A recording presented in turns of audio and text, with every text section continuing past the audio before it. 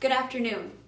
As you can all see, I am not Amanda Edwards, and believe me, I am just as disappointed as you are that she couldn't be with us today, but I am extremely honored to be here in her place, and I want to thank you all for allowing me to come down and talk to you about our councilwoman. For those of you who are unaware of Councilwoman Edwards or are unfamiliar with Houston City Council, allow me to give a brief introduction. Houston City Council is comprised of 16 members, 11 of whom are individual representatives of districts in Houston, 5 of whom represent districts throughout Houston for the city at large. Amanda Edwards was elected to Houston City Council at-large position number 4 when Brad Bradford's term limits expired and the seat was once again made open.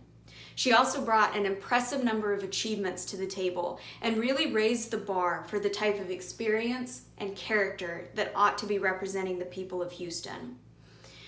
She graduated from Eisenhower High School just up the road in Acre Homes, and then went on to Atlanta, where she attended Emory University and earned her political science degree. While at the school, she was also able to be inducted to the university's Hall of Fame. She then went on to earn her JD from Harvard Law School. I know, she starts to make you feel pretty inadequate about your own life. But in all seriousness, Amanda Edwards never makes anyone feel inadequate. Instead, she aims to build people up. She strives to rise to the occasion and better the lives of those around her.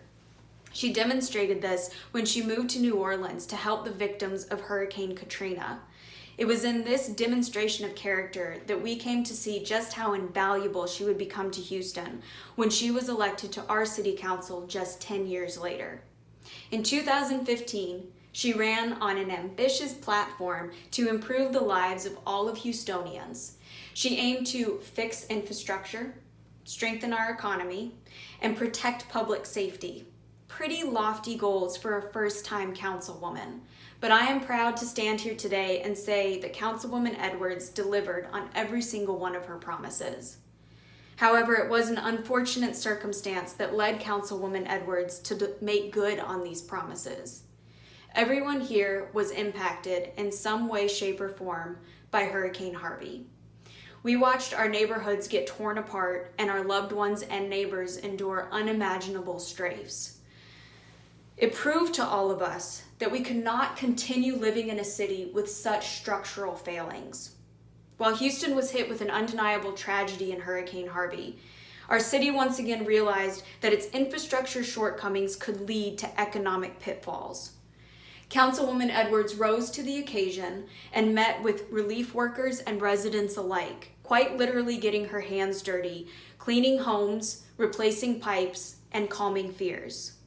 Since that day, Edwards strove to fix Houston's flood problem, voting in favor of regulations requiring contractors to build homes higher off the ground, a simple solution that would ultimately save lives, save homes, and save Houston's future development. But improving infrastructure was just the first step. In order for Houston to truly overcome the devastation brought by Hurricane Harvey, we needed our residents to be able to get back to work and begin earning their income again. But as we all know, Houston is big. Houston is really big. And it's made even bigger if you don't have a car to get around or a reliable bus service to get you to your job. With public transportation problems, a city can quickly suffer economic downfalls. In response to this, Councilwoman Edwards worked closely with the Technology, Transportation, and Infrastructure Committee to form a task force to improve Houston's economy.